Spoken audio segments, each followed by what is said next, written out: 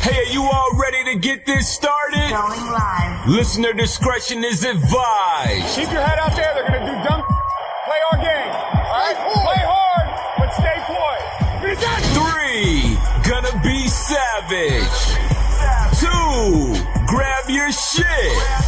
1, do it. Let's be great. Let's be great. Yeah, on the game, I thought it was a really gutsy performance by our team, coming into a very tough place to win on the road. Was it perfect? No, but, I think anytime you can get a W in this league, it's a tribute to those guys in that locker room. And I'm talking about coaches and players. So, proud of the way our guys played. Wasn't always perfect, seldom is, but we're just happy to get out of here with a win. They're dropping out more than we expected. And that's why we continue to run the ball, and we were running the ball successfully. So there wasn't as many checks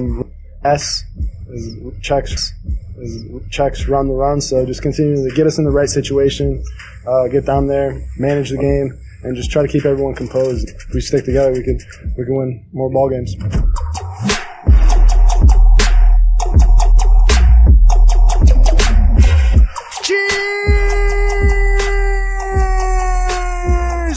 Fans, this is Bears Hour Live with Draft Dr. Phil Ottochian. I am Aldo Gandia, and I'm here for the ride. Today is Victory Monday because the Bears went to Baltimore's M&T Bank Stadium and came home with the loot, a 27-24 overtime win over the Ravens. A team that usually destroys rookie quarterbacks. Draft Dr. Phil, we're dying to hear what's on your mind. I know there were a lot of things you liked and a lot of things you didn't like. Why don't you take over and give us your 5-minute opening rant? Aldo, good evening. Happy Victory Monday, fandom. I know the barflies are flocking, not flying the coop yet. It was the best of times, and it was the worst of times, Aldo. And honestly, if you could give a game away in the grasp of your hands, we talked about it before. Bears 100 proof. Me and Shane Barsaw with you saying, when was the last time a Chicago Bears team just went in there and just played a dominant game and had the performance where you just walked away knowing that you could sit comfortably on your couch come the third quarter because your team just went out there and did what they were supposed to do, and that's dominate the game.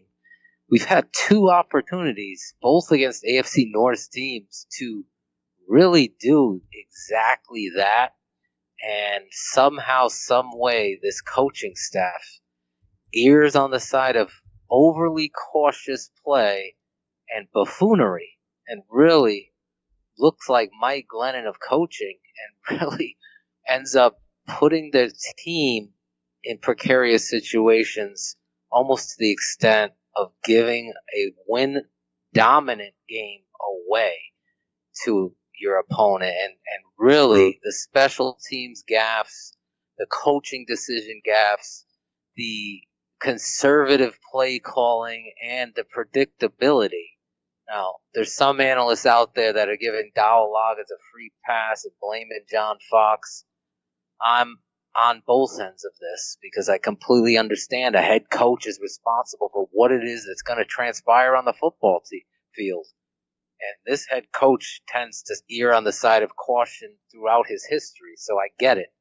But ultimately, as a competitor, at some point, you got to understand what kind of talent you have at the quarterback position and the running back position, and put them in position to help the defense, who, by the way, Aldo, went out there and absolutely set the tone for what kind of football team this is. And it starts with number 96.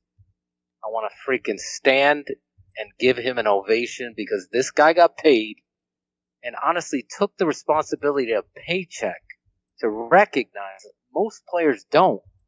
But he went out and this whole season has been a dominant all-pro, first-team all-pro defensive lineman, and he is dominant in this game, and everyone is feeding off that. Shane talked about having dogs on the Bears. Well, we have a leader despite a coach in Akeem Hicks, because no one is off the eye of the smartest man in the room's tweets, and no one is off the eye of Akeem Hicks in regards to their effort and performance. And I really thought there's a lot to get into this defense, but in assessing this ball game, it really was Akeem Hicks that set the tone throughout this whole game. And I really think without that defensive performance, and if they went old coddle boy, and I mean by continuing the process as some fans and keeping Mitch on the scout team, stupidly, uneducated football fans saying that kind of stuff, then that Chicago Bears loss would have been that much more exacerbating to watch, because our producer of the show, Dustin, put up the point I was going to make tonight. So I want to give him credit, but we were step for step.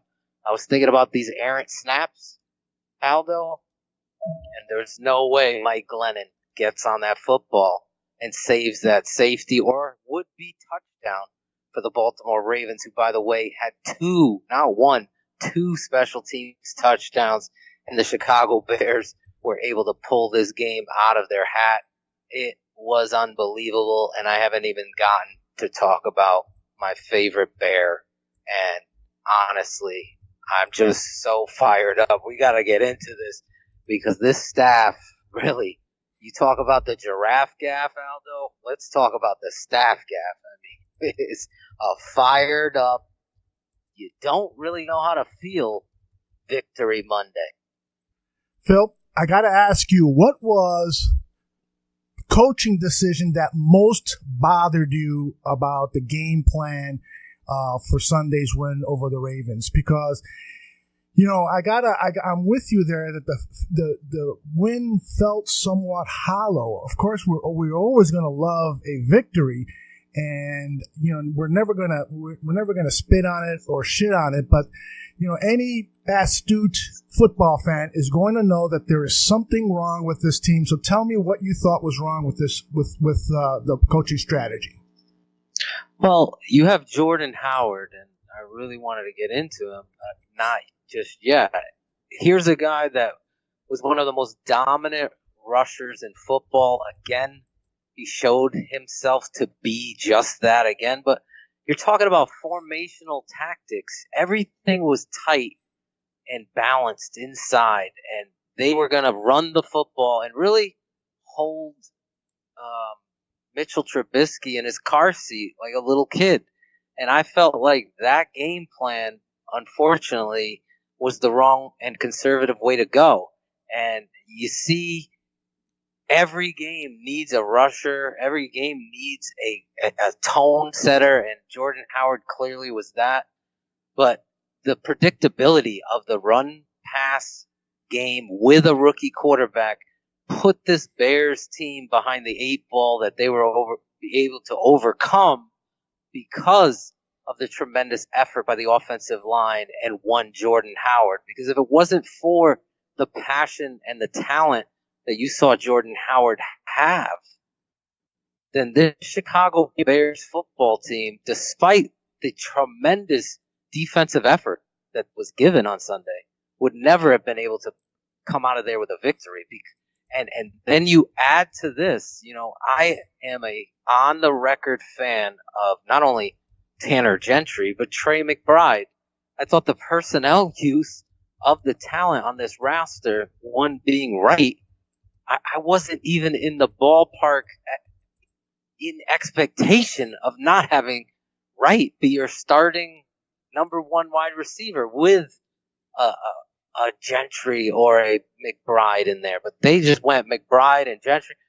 A lot of times, Aldo, throughout our history together on this show, I'm sitting there shaking my head about the personnel decisions of this offensive coordinator. His creative play calls get a lot of attention. Halfback toss pass being from Cohen. But really, ultimately, the game plan itself has become so predictable at points. That is where I have the issue. Then they get outsmarted because if they're coming in to block a punt, then your punter knows that you're going to kick that ball out of bounds. I mean, it's basic high school rules football. If they're coming to block because they're down points, then you don't kick to the middle of the field because your guys are going to be delayed. To have that kind of special teams gaffe, it became embarrassing. So there was several areas with which this coaching staff tried to force feed the Baltimore Ravens a victory. And there's no tanking in football, but there really is beating yourself up in coaching. And I think John Fox's history has proven that he has no semblance of understanding situations. And Dowell Loggins is not going to get off the hook with me. I'm sorry. I'm calling out their plays one after the other. And it became to the point where, why do you think these plays are getting stuffed in the backfield, Aldo? They are scouting you. So on 2nd and 3, it might be a good time to run your play action game. Everything doesn't have to be a boot with Mitchell. He can stand in the pocket and run action and run some deep routes and let him hit the tight end in the seam. Zach Miller's one of your best players at tight end. Where is Adam Shaheen? You saw Deion Sims get deep. These guys can get downfield. You need to get those safeties out of the box. The best way to do it is with a run game and with an action game and use those tight ends down the middle. We haven't seen one ball except for against Pittsburgh to Zach Miller by Mike Glennon going down the seam and into the post area with the tight end. They're becoming so predictable in this game. Again, on the wheels of Jordan Howard and the heart, you got out of there with a victory, but this could have been a firing on Monday type of loss because they almost gave this game away, Aldo. Draft Dr. Phil, keeping it 100. I am totally with you on that. I think that if it's not a fireable offense, it's definitely a meeting with the general manager asking his head coach, what the hell was that? I mean, what the hell are you doing? And one of the most disturbing offensive play calls for me was a 3rd down play in the red zone where Trubisky is asked to make one read, and that was to throw to Tariq Cohen, the shortest guy on the football team, in the corner of the end zone. I mean, you talk about predictability. There's also a mixture of stupidity in here. And I want to give Dowell Loggins the benefit of the doubt that, he's being forced into running a conservative game plan. That is probably correct. That's what Fox is forcing him to do.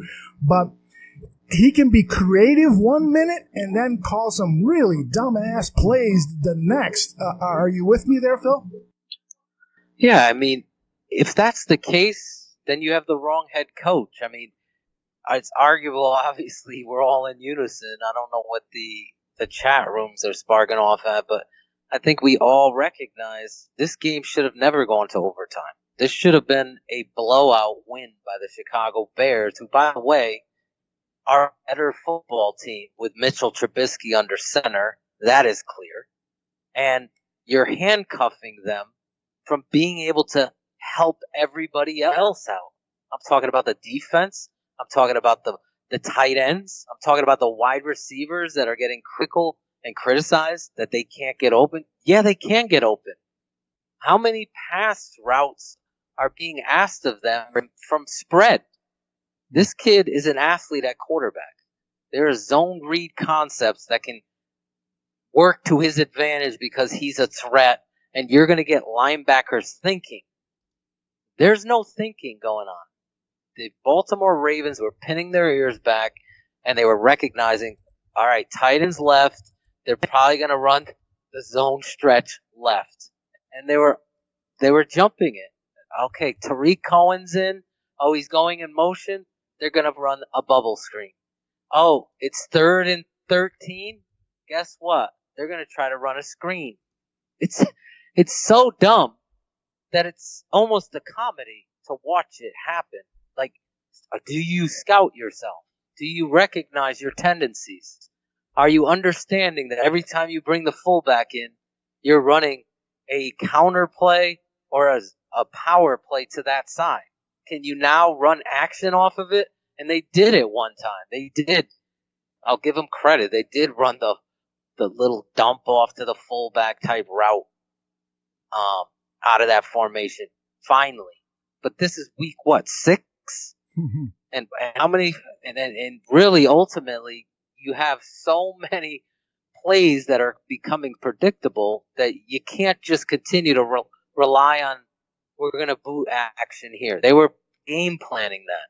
So you need to do something else off of it. You need to bring that tight end underneath it. Have Adam Shaheen be the wing and get him involved in the game. Get down those seams. That's going to get that outside linebacker from stop. He's going to stop guessing and trying to come down backside. It's very frustrating and almost like the question of the chicken and the egg, who hired John Fox, the speculation and all of that, Aldo, is who's calling the plays. Who's really responsible for what it is that they're doing out there? Because the conservativeness of the game plan is like putting training wheels on a bicycle when your kid is ready to rock and roll. This kid Trubisky's ready to rock and roll. You need to understand spacing. You need to be able to spread it out. And I guarantee you, Aldo, we saw it in the preseason. It doesn't go away that this kid is accurate. Give him some 3-step game where they're running slants and he's finding the open man. That's what he does well. And unfortunately, the handicap of this coaching staff is hindering, not helping the quarterback and the team. And that's what I see on tape. That's what I know to be true. That's what fans see. And Bears barroom fans, can I give them enough credit? I mean, they're not afraid to speak up. They're promoting the show. They're promoting us. They're following in. I love where we're going here. I love what these fans mean. And I'm glad that they're willing to stand up to the narratives, the Mitchell Trubisky ones with Heath Evans and Deion Sanders, who's backpedaling now. I mean, some of the things Deion said is just atrocious. And then they come in and they switch up and make it look nice, like the Matt Millers. They make everything, I have 2 ways out here. You know, there's no way out. You say what you say, you believe what you believe. Bears barroom always bringing the truth, and I think our fan base is strong in that, Aldo. I got to tell you that Pro Football Focus reported yesterday that 6 of Trubisky's 16 pass attempts were intentionally thrown away because he was either under pressure or nobody got open. And so that means that only two of his incompletions came on throws where he was actually targeting a wide receiver or a receiver of any sort. So when you hear the critics getting down on Mitch Trubisky, and we usually do this on Bears 100 Proof, where we go after the critics who are so uninformed. They don't look at game tape. They're only half looking at a live game because they're watching 8 other games on at the same time. When you hear these critics, Phil, I got to get your point on this because it has me seething. When you hear critics being critical of Mitch Trubisky and don't know the nuances of what happened in a football game, what do you say to those people? Well, it's going to be more than one word because they have a responsibility, I believe. America is getting dumbed down by sensitivity and trophies handed out to everybody.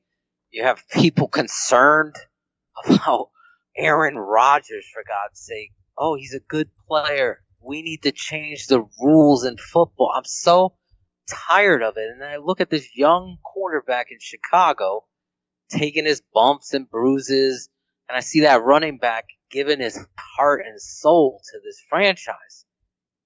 And I see these critics not know a goddamn thing about what's transpiring on the football field and just looking at a highlight reel and really coming away to speak to a national fan base about what's transpiring. And people take that to be truth and run away with it when it really ultimately isn't. Now, two of the greatest throws in this game by Mitchell Trubisky, I don't know that any other quarterback could do it.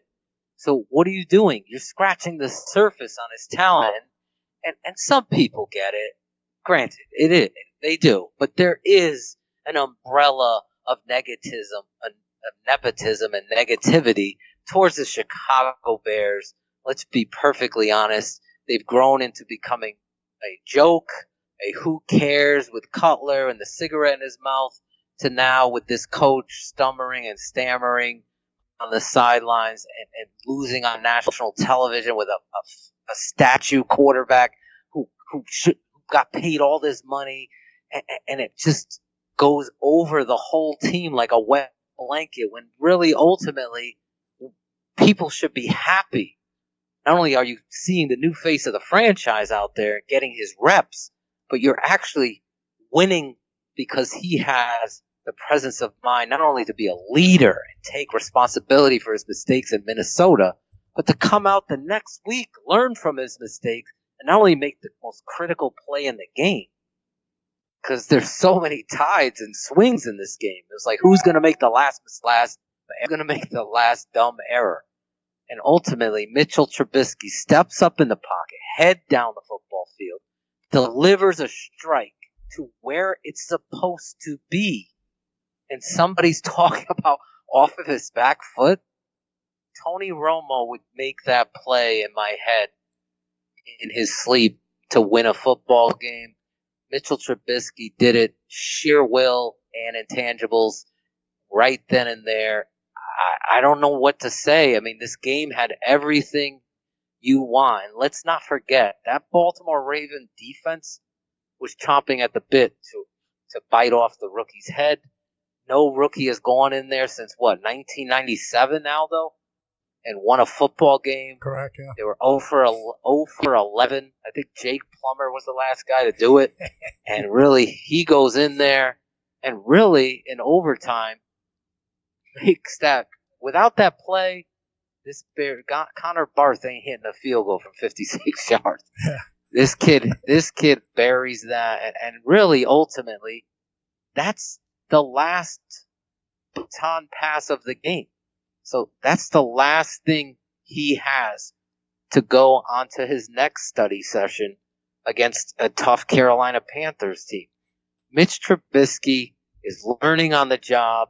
These receivers, this coaching staff really needs to improve on what their expectation is of not only the quarterback, but this receiving core. There's a lot of things Mitchell did, and really, to go back to what you were saying, the 6 passes thrown out of bounds, Aldo, is a showcase to me that this kid is recognizing what transpired in Minnesota. That he can't make mistakes. He can't force the football until he is gaming. This is a gamer. This is a kid that understands when it's the right time to thread the needle and when it isn't. He took care of the ball.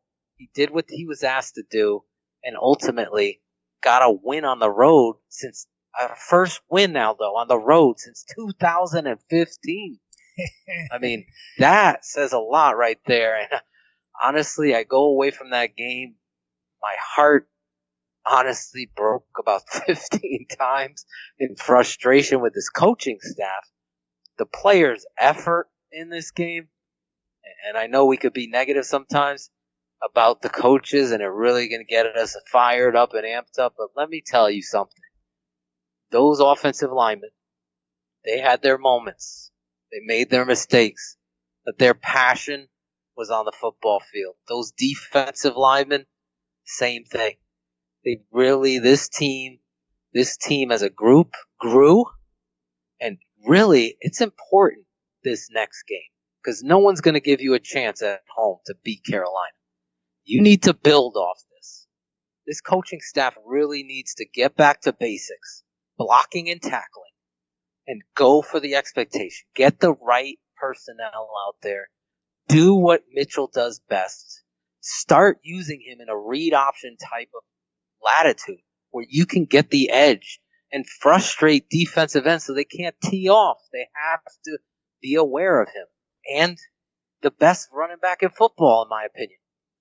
So you can do this. There's a lot of talent. We've been talking about that since last year. There's a lot of talent on this team. They need a quarterback. They got their guy. Now it's time to build off of what you did on the road in Baltimore. Phil, can you help me understand why Dow Loggins would run a hurry-up offense with this young quarterback when he's got him in a bubble wrap for the entire game, but on crucial third-down situations, he's forcing him to hurry up and get a playoff? I mean, did he see something on tape that the Ravens usually get fooled on a hurry-up on third down, or was he just outsmarting himself? I mean, I thought this, after he did it the first time, I was just surprised that he did it a couple more times. Can you help me understand what the hell was going on? Well, I think they were trying to not only get Baltimore in situations where they couldn't make substitutions. That theory, though, kind of rings low because your conservative formations, your 3 tight ends and what have you, really isn't going to outsmart them in personnel. So it honestly came down to, I believe, them being overly conservative with crowd noise and trying to put this rookie in a position to get snaps and plays called under center. That is the only reason. Because I don't think there was any other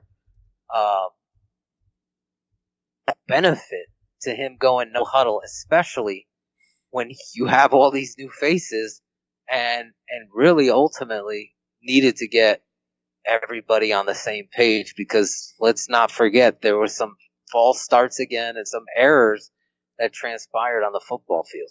Well, and speaking of errors, I want to get a sense from you if you have the same level of concern about Kyle Long that I do. He had some pass protection issues yesterday. He was responsible for a sack and 2 hurries on just 26 pass blocking attempts. And as a run blocker, he really wasn't that much better, at least according to Pro Football Focus. Now, I haven't gone back and looked at the tape.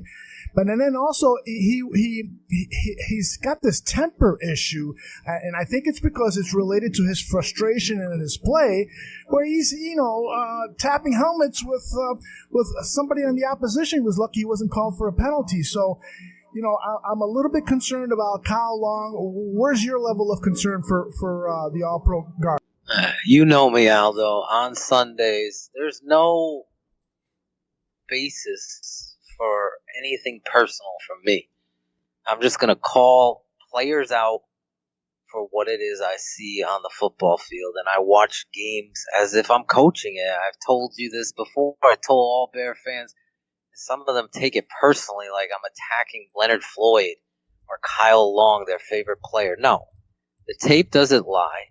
Kyle Long, I called out several times, Aldo. He looked, like you said, and tweeted back at me, like he was injured and coming off, because his performance was the bottom of the barrel in regards to my expectation of him. He was off late. He's missing his block, a simple cutoff block on a zone read, almost on that big run to get a first down prior to the going into overtime. There's actually to run out the clock. He comes across, he gets beaten across the face, which should never happen. Not to him, ever. I could see a Frank Omeo getting beat across the face, or some of the guards in the past that you've seen here, but he's too talented and too strong to get beat across the face. He got beat across the face, and he goes back and athletically works underneath the guy that beats him across the face and then grabs him by the shoulder pads, and really ultimately could have taken a huge play away from the Bears. The ref didn't call it, got away with one there, but it was over and over again, Aldo. The concern it isn't physical. It really is mental, that he's not knowing his assignment and really not putting the proper technique, because this football player could be the most dominant football player on the football field every given Sunday. And last week, his performance was really bad, really bad. I don't know what PFF is going to give him. They grade way differently than me, but I know this football player and how dominant he is and can be. And Aldo, I agree with you. He's pushing people. There was a point, though, he came in against Minnesota and he played phenomenal. Mm-hmm. So, and he set the tone. That was a game easily the Bears could have won. You all know that. But to come back to this game, he just looked confused at times. And maybe it's just jitters or maybe it was the ankle. But he is a junkyard dog out there in the fact that somebody was laying on top of Tariq Cohen or Jordan Howard. He came over there in their face and shoved them into the ground. You got to be careful. Because like you said, it could be a 15-yard personal foul. And two of those now, if you remember and recall, they've changed the rule. Mm-hmm. You get two of those, you're out of the game. Exactly. And then you've completely let your team down. So you got to keep your cool and at the same time let other opponents know. I think you could do that between the whistles, especially at his position. But I expect him to really not like what he sees of himself on tape and come out next week, Aldo. It's something we gotta watch, but I think I'm expecting him to have a great game against Carolina, especially with those dominant, Quan Short and Latulele. So he needs to be ready come next Sunday. All right, so we're at the halfway point. You're listening to Bears Hour Live with Draft Dr. Phil Ottochian. This live show will be on our podcast stream, and so head over to @BearsBarroom or BearsBarroom.com for details on how to get that. Phil, let's turn our attention to the defense now. Frankie Myers on our chat room. Before we get to the good part, I want you to comment on what Frankie Myers just posted. He says, Leonard Floyd has looked lazy. And I wanted to make sure you commented on that because I got the sense that you posted yesterday on Twitter during the game. And if you're not following Phil on Twitter during football games, then you're doing yourself a disservice because he's providing ACE commentary about Bears games live, on time, real time, and his analysis is really outstanding. But you had a few comments about Leonard Floyd's play yesterday, so why don't we start there when we talk about the defense? Go ahead about Floyd. Well, it's back-to-back weeks. Here's a guy you drafted and traded up for, and he's supposed to take that next step. And, sacks are one thing, guys. But if you really watch Lawrence Taylor play football, nobody is going to beat Lawrence Taylor. Nobody. Not a tight end. You put a tight end on Lawrence Taylor, he's eating that guy up for dinner till the guy quits and probably walks into the locker room. No, I'm dead serious.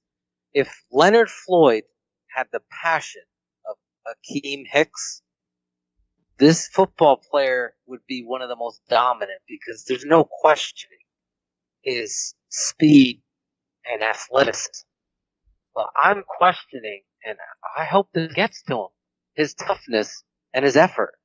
Because every play can't be a pass rushing play or a drop back. And I know fans love him, and I just keep it real. If I'm coaching that kid, embarrassing him on backside effort and presence.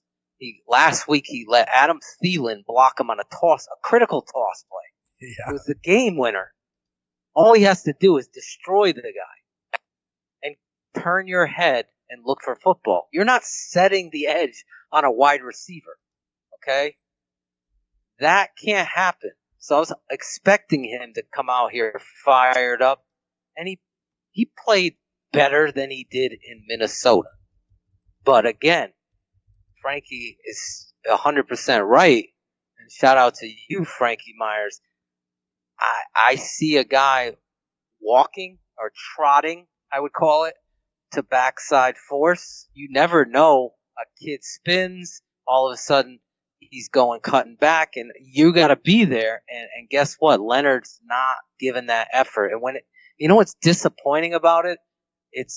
And forget the interception and the blocking, because Albero on Twitter pointed out some good points about Jones and Bullard walking during the return. That's one thing. But when the game is live and you are a defender, what is your job?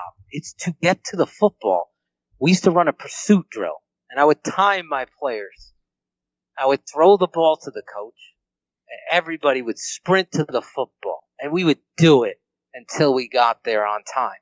Right now, you're looking at a guy who just is wanting to pass rush and doesn't give the effort 100% of the time, and it better change, because I would sit that freaking kid down, and I'd bring the next guy, undrafted kid, and I would send a message. Unfortunately, these are things in coaching that John Fox and company don't give you. They have their selective accountability people, and they usually the guys that have a lot of money and a lot of draft presence tend to walk the easy path, and any kid that's undrafted has to play to the umpteenth power every time, and that's poor coaching. Because your expectation should be of Pete Carroll or Bill Belichick or Jim Harbaugh, who recognizes the walk-on kid is just as important as the kid was a 5-star recruit. And some of them, J.J. Watt, Clay Matthews, how many more walk-ons do we have to talk about that have heart and passion? Do we have to realize that it takes? So you as a coach have to squeeze every bit of potential out of every person and challenge them. Kyle Long, Leonard Floyd, Tariq Cohen, McBride, the quarterback. You challenge them every single day, every single practice, every time you look at the tape to be their best. And that's where you get a winning organization. And if I was coaching this football team, Leonard Floyd would be on the bench. Isaiah Irving would be in. Christian Jones would play. I don't care. The message needs to be sent that you are going to run every play. And then it's done. Then he's back. You know what, Coach? You're right. I'm embarrassed. That's never going to happen again. Show me. Show me it never happens again. So thank you, Frankie, because I wanted to get that out of the way. I like Leonard Floyd. It wasn't my choice. I saw the growth in the kid. He proved me wrong that he was going to be strong at the point of attack, and now he's proven me right that he's going to cave to the pressure. No. You step up now. Hopefully Vic Fangio and company decide to send a message, even if it's one series. Get him thinking and get him to his utmost potential. And there's no questioning his talent. This isn't about talent, Aldo. You know that. You know exactly what I'm talking about. I think fans, especially Bears Barroom fans, can understand we're trying to win a championship and change a culture here. We're not trying to continue this buffoonery that we've continued to see. And unfortunately, we don't have the right staff right now. I like the defensive coordinator. I do not like the OC and the head coach. We're working on taking care of that with our hashtag Firefox campaign. All right, but you just said that you like Vic Fangio, and there was a lot to like about the defensive effort yesterday against the Ravens. I mean, if we're going to hand out team balls, we got a lot of we got a lot of them. How about it? I want to start. Well, let's start alphabetically. How about safety Adrian Amos? I mean, he played a hell of a game. Targeted 5 times. He allowed 4 catches on those, but only 3 of those, of the 20 yards that he gave up on those 4 catches, only 3 of those yards came after the catch. He was tackling. I know you've been preaching about this kid for, over a year, 2 years now, and just saying this guy is underappreciated. And why don't you just comment about what you saw yesterday, and let's shine a spotlight on Adrian Amos, because this kid is the real deal. Listen, there's certain things in football that you can't teach. And mental toughness is the tippity top of the list. Now, you're going to argue with me out there, speed, and I agree with you. God gives speed. But God can't give, I believe, anybody the courage to play this game of football. And when I watch Adrian Amos, this young man always just made me understand that this is a guy that needs physical contact. He wants it, and he will sell his soul out. I mean, back-to-back weeks. Against Minnesota, this kid was a standout to me. He was almost going to be my Bear up of the week, Aldo, if you remember correctly. Yep, But yep. Here he comes back to his hometown, and really, he's a dynamic presence. He understands it. And we just talked about Leonard Floyd with Frankie Myers. How about this? Here's a kid that got sent to the bench, had a free agent pickup, put him on the sideline. When he gets his chance, he's like, screw that. I am going to go out there and ball out. And what has he done?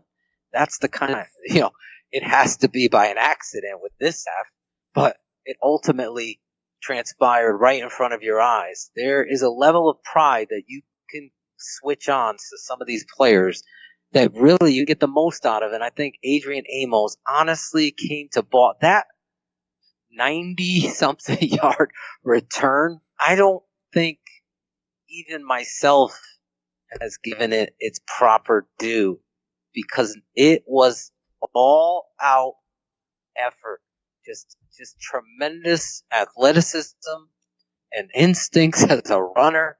There's one part where I don't know. There's a normal day, and there are some smart Bears fans listening in here. You know what I'm talking about. Where in a normal Bears game, a guy gets tackled there at the 30-yard line. This guy was not going to go down. He's juking the guy. He's juking another guy. He gets to the second level. He just outruns it. It was a thing of beauty. And the other thing was, his counterpart makes the tip, and he has the presence of mind, much like Callahan earlier in the game, to pursue to the football. Good things will happen if you do that. Hustles to the ball, catches the football, and really takes it to the house. Aldo, if you watch the video, and guys and girls, because we have some freaking phenomenal ladies that are following Bears Barroom, I had to shout them out, Aldo, yesterday, because they are bringing the heat to John Fox and for the Barroom. You guys saw when he caught that ball, his body could have carried, and momentum could have carried him out of bounds. He didn't. He had the presence and athleticism to stay in bounds and take it to the house. Just a tremendous game. He had some breakups where he's coming in, exploding on the football, raking, getting it out. It would have been a big first down. He stopped. He's physical in the tackling. He came up on a screen and just blew it up. He was all over the football field. I was very, very proud of one Adrian Amos. I've been touting him as the most underappreciated football player on this football team, and I'm so happy he came out and played the way he did. Our old friend BJ Rydell of VikingsTerritory.com is in the chat room, and I know what he's doing. He's collecting intel for his team, the Vikings, and he writes in the chat room that you are right on the money about Adrian Amos, which is why he hates Adrian Amos. Thanks for stopping by, BJ. All right, let's move on to our next Bears guy that we have to talk about, and we've been doing so. Well, let me skip him over because we've talked about him a lot, but we haven't talked enough about Kyle Fuller. Fuller is just playing at a elite level right now. And yeah, you got to take things with a little bit of a grain of salt. That Ravens passing attack isn't the best in the NFL, but nonetheless, he played at a level that was comparable to some of the best cornerbacks in football. Tell me your thoughts about Kyle Fuller. Aldo, he was a tremendous. I mean, you hit it on the head. It's hard to give out one game ball here for this defense because Kyle Fuller was playing with a swagger that you want to see your corner play with. It's really been passing over weekly with this football player. You remember the opening game, he's up in there and he's playing Julio Jones. He comes back, Antonio Brown. The kid is playing with a chip on his shoulder, and really ultimately he's finding the football.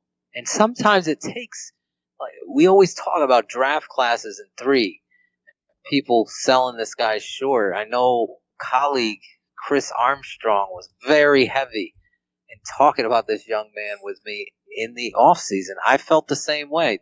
I had him making the 53 in my summer performance here on Bears Barroom. I just felt like there's just too much talent that this football player possessed to then cast him aside when you see Ryan Pace throwing tons of bodies at the cornerback position.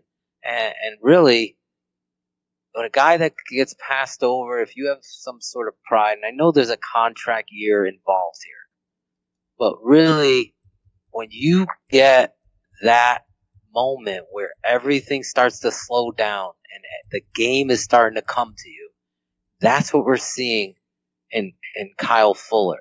Now, those people that are going to be critical of Ryan Pace for not exercising the 5th-year option, I completely understood why they didn't, because you didn't know whether or not he was going to mesh with Vic Fangio. There seems to be turmoil in that relationship. Well, performance always soothes everyone's ego, and right now this kid is performing, but much like the Alshon Jeffrey situation that transpired, this is a homegrown kid. The Chicago Bears lack homegrown talent and an emphasis on, celebrating and investing in your own. Here's a kid, as I said and tweeted out, that's telling Ryan Pace, I want a new deal and I want to be here by his performance on the football field. I don't think it's a selfless and selfish one that's saying, I want to go somewhere else, like many people have thought of with Alshon Jeffrey. But I think it's a message to the NFL that I'm a talented kid and I have a lot of pride, and I'm going to come out here. And what an effort he put on display. I don't care who you're playing against in the NFL. The ball is in the air. We've seen it. Undrafted free agents go out there, dominate on the Bears, a receiver that someone picked up from the practice squad, have 112 yards against. It doesn't matter. It's a game that is being viewed and watched. Do you have pride? Do you have an understanding of your defense? And are you willing to play the game? There is one play in this game. I'm going to have to put it up for Bears Barroom. That Kyle Fuller absolutely comes up the football field like a rocket and absolutely destroys somebody without any fear whatsoever. That is the defining and definition of a team football player and a guy that wants to win. Kyle Fuller just brought it. There was an energy change that I'm seeing this defense get to. And like I said at the top of the show, it starts with Akeem Hicks. And I believe this team is ready on defense to be something special. Do not sleep. Every game this team has been in with one of the worst quarterbacks in the history of the Chicago Bears. The Bears were in games. The worst I've ever seen. That's not saying a lot when you look at the names, but in my time, I don't think there was anything I've ever seen so pathetic than Mike Glennon at quarterback. People can argue names all they want, Aldo, but to see this defense keep them in games and have Minnesota right where you want them, giving them 2 short fields. Same with Tampa Bay. 3 short fields because your offense is turning over the football. That's really the difference in the game. This defense has been tremendous. Kyle Fuller is one of those guys that has been spectacular for the Chicago Bears. Phil, I got to tell you, there were a few times during that game where I thought Mike Glennon was the quarterback of the Baltimore Ravens. I mean, there was some similarities there, you've got to admit. Now, I want to quickly move on because we've got a few topics left and we've got about 10, 15 minutes left in the show. Frankie Myers has inspired me to ask this question because he points out, and we've been very critical about Ryan Pace and some of his free agent acquisitions and so forth. But like Frankie points out, that when you look at Amukamara, Marcus Cooper, Fuller, Eddie Jackson, and Amos, and that secondary, he may have cured the secondary problems that have been existing with the Bears for years and years. I mean, if he can retain the core group of these players for the next few years, the secondary may no longer be an issue anymore. Do you agree with that? Absolutely. I mean, there's a guy on the bench that I thought was one of the top corners that we had, Aldo, in Crevon LeBlanc. Yeah. I got to say his name. I love it when you say that name. So, shout out to Bear Girl for the French-Canadian accent for me there. There you go.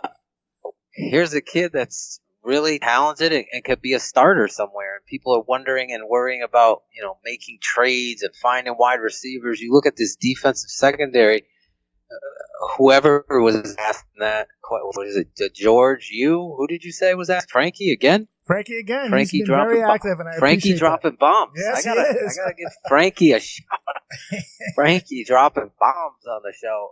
Yeah, you're correct because you've taken a weakness. Now, if you think about, what transpired in Atlanta, there's a blown cut. He did sign Demps. Antrell Roll was there.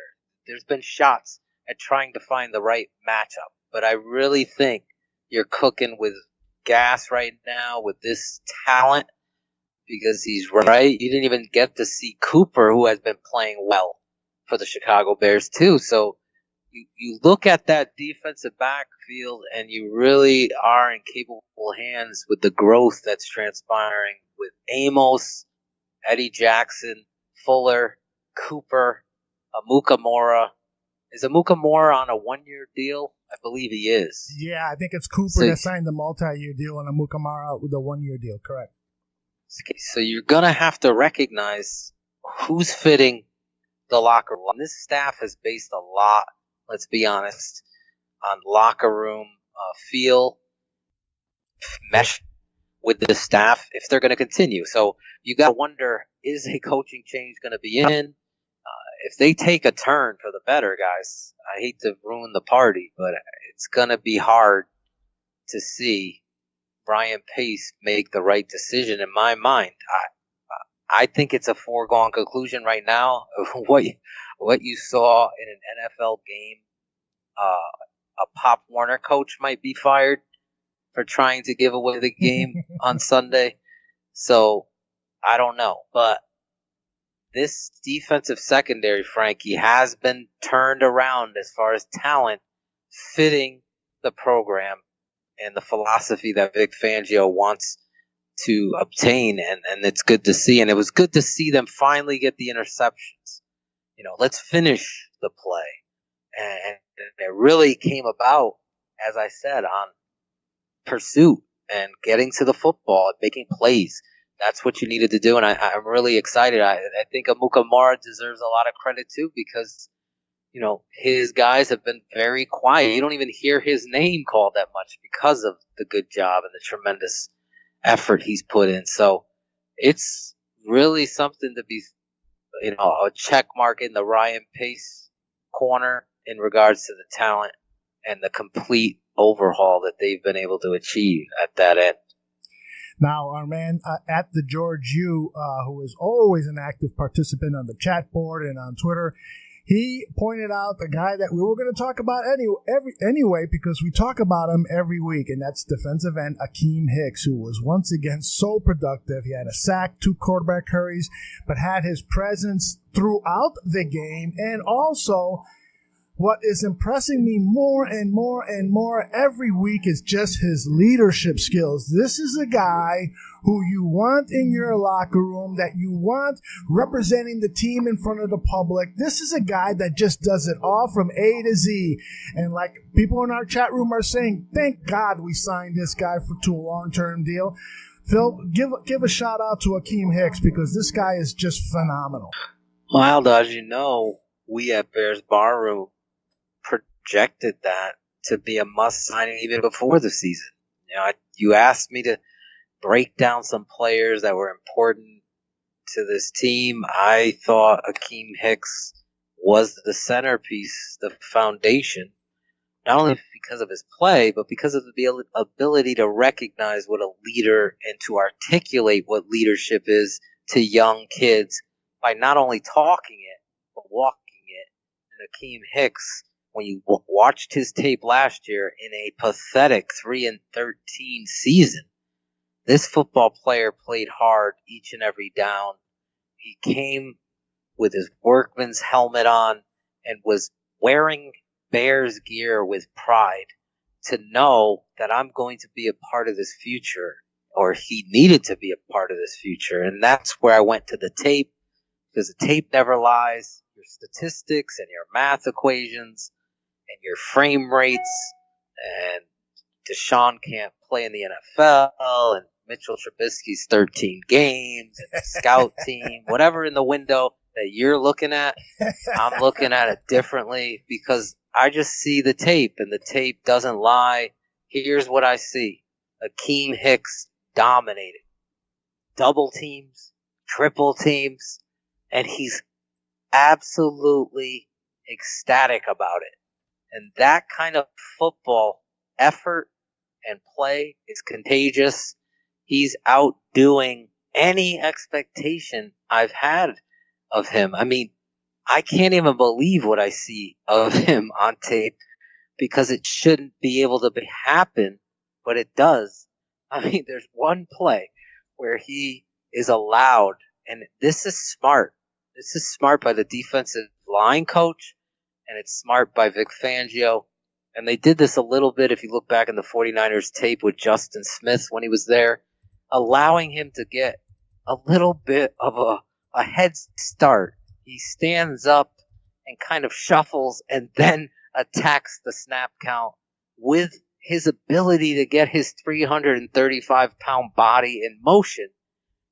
A guard standing there expecting to block him one-on-one when he already has a full steam of speed is next to impossible.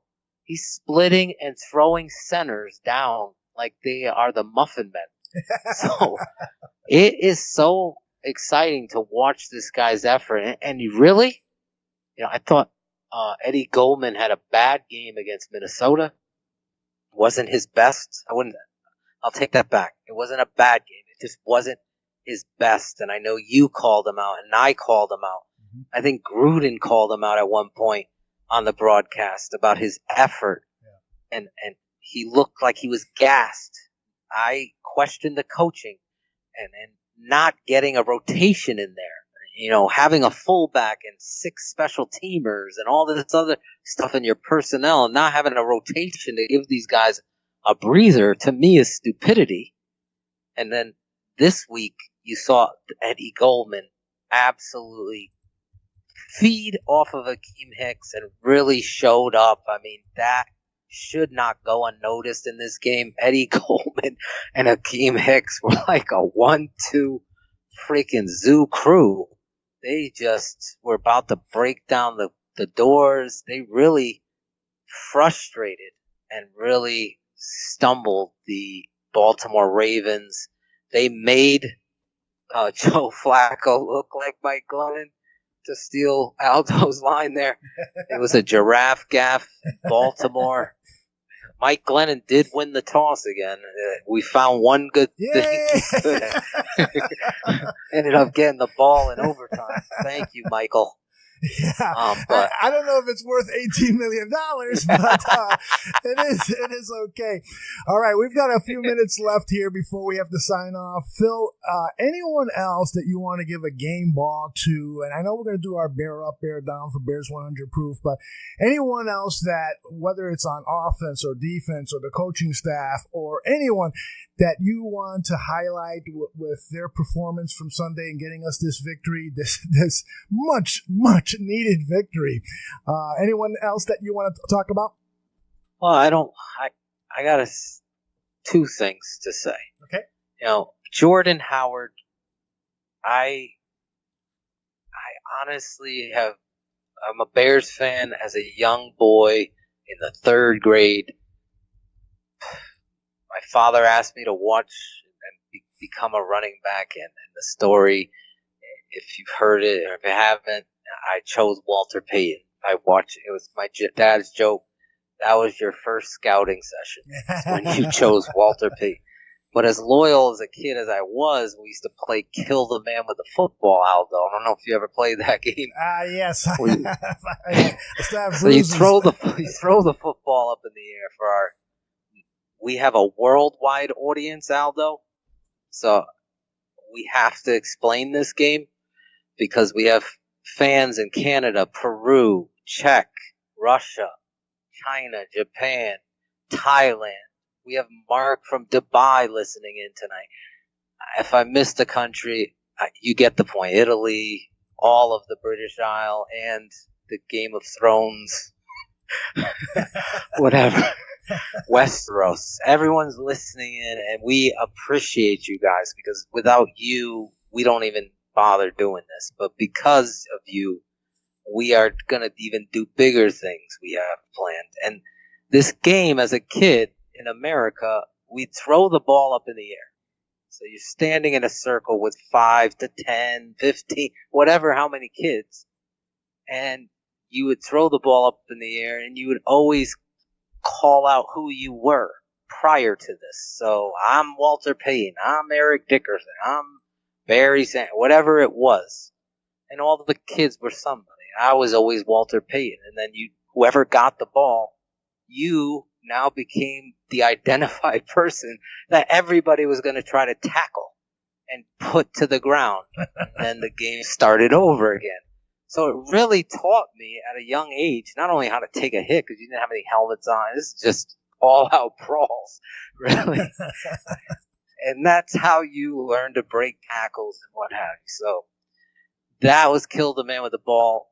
And when I think about that time period and I'm getting to the point of Walter Payton, I look at Jordan Howard, Aldo, and I am so in love with this beastly animal, as I call him. He has so much passion in every effort when he has the football. It is one of the most, NFL films used to capture this so well, Aldo. Just the brute force of the game captured to the classical music. Oh, gosh. I wish they would do this more today. I totally agree, yep. Because Jordan Howard's run in overtime is so reminiscent of young Walter. It is not even funny. There is a point in that run where he gets his pad levels so low. Mm-hmm. He gets down so low that he's refusing to be tackled. The effort and the energy that he puts into this football team should never go unnoticed. He should be wearing a captain's patch. Without him, there is no offense. Mitchell Trubisky understands that. I understand that. The whole team and nation should understand the amount of praise that this young man deserves for that victory and for where this team is going to go. It's unfortunate that the Dallas Cowboys owner grabs so much of attention and some scumbag wife abuser, whatever, girlfriend abuser can take up all the headlines. I don't even hear anybody talking about Jordan Howard when they talk. They're talking about Mitchell Trubisky and they're talking about John Fox and company. On this show, the tape don't lie. Jordan Howard, you are phenomenal. And I cannot praise a player. I love Akeem Hicks. I love what Trubisky did. There's so much to like about this team. But Jordan Howard is the heart and soul, and I am so happy that he's on the Chicago Bears because that deserved to be said. He needed to be put in that video tonight, Aldo, the promo to Bears Hour Live, Phil Collins. We were coming. We were rock and roll. I got fired up for Phil Collins. Who doesn't love Phil Collins? I know Frankie Myers and the George, you love Phil Collins. I know Sandy Tom in Ireland or Scotland. He loves it. So I just you can't skip over that young man. He deserves the credit. And if I didn't, I got Phil playing in the background for you, Phil. There he is. Phil Collins was bringing it. Because we were bringing it tonight. That's Late right. night schmooze. And let me give a shout out Talking Bears football. Let me give a shout out to Frankie Myers and the George U. Those guys have really brought their A game to the chat room today. Thanks for your interactivity. We've got dozens of other listeners on MixLR. They decided to sit back and they were mesmerized, Phil, by your insight into the game, as I always am. And I've got to tell you that we've got a lot of really cool stuff planned for the rest of the week, including Draft Dr. Phil, keeping it 100. That's the wrong clip I wanted to play. His tease for 100 right. proof. I was keeping it 100. Absolutely. That's for sure. But we've got, we tape tomorrow what's become a 2-hour version of Bears 100 Proof. We tape that on Tuesday nights, and it will be up on your podcast feed on Wednesday morning. It's a highly produced show, which is why we tape it, because we put a lot of sound effects in. We put a lot of thought and production into it. And you guys, our listeners, help us produce that show with your ideas, your feedback, and your love for the show, because we have just gotten so many great comments about Bears 100 Proof. I'm really proud of that one and all of the other shows we do here at Bears Radio Network. Also, I want to tell you, I've been working for the last 12 hours. This ended up being I thought it was going to be like a 2-hour project, but it's ended up being more like 12 hours. I'm working on a piece for BearsBarroom.com where I am comparing the season of the Chicago Bears to something like out of the movie Pulp Fiction. So it's a little hard for me to explain. So just look for it tomorrow morning. It'll be on BearsBarroom.com. I'll post it on Facebook, our Facebook page, and some of the other pages that allow us to post, which I am very grateful for. And, of course, our Twitter account at Bears Barroom. And like I mentioned earlier in the show, if you're not following Draft Dr. Phil on Twitter, you're really doing yourself a disservice as a Chicago Bears fan, because his insight is priceless. Phil, why don't you tell people how they can follow you on Twitter? Oh, you follow me at F as in Frank, U, L, P, H, P as in Paul, H, I as in India, L as in Lake Forest, and O as in ocean. You follow me on Twitter, Draft Dr. Phil. You could put that in there. It should pop up. And follow us at the Bears Barroom. As Aldo said, we bring a adult-rated show to the airwaves each and every week with great production by Aldo and other outside forces. Send us anything you see in negativity towards the Chicago Bears, those fraudulent flip-floppers, sound bites from the NFL Network, Heath Evans. We've had a lot of interaction with Heath.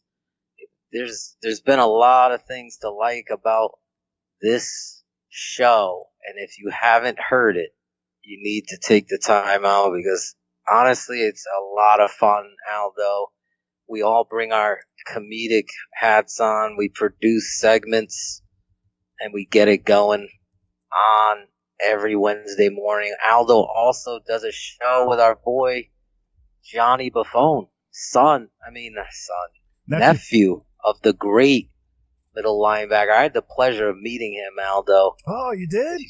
Yeah, when I went to Chicago, way back when Ditka was coaching the Saints, I was in town to see Saints Bears. I had the pleasure of being at the Field Museum prior to the game, and I was there, and he was signing autographs. I went over there. We were talking for 15, 20 minutes of football. I'll never forget it. I honestly wasn't up to date on Chicago sports media or radio at that time.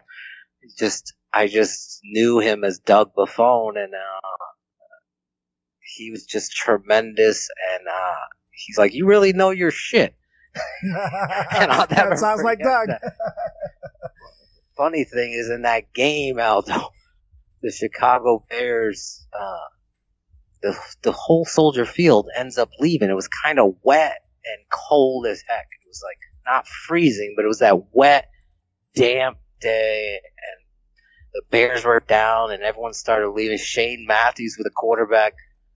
I started a chant in the stadium because I was so pissed. I thought this place was the city of broad shoulders. I started screaming at people leaving. They go, "Never give up." And all of a sudden I started "Let's Go Bears" chant. I swear to God. It was Curtis Conway in the corner of the end zone to win the game from Shane Matthews. So it's just a reminder. You never know. Anything could happen. This Sunday, I'm excited again about Chicago Bears football because the team won in spite of the coaching. And that's really where they have to build on. So it's not normal, Aldo, that you got to worry about the coach, the mature, the professional, the guy who's done it forever. But in this case, this is where we are, and I'm excited for this weekend.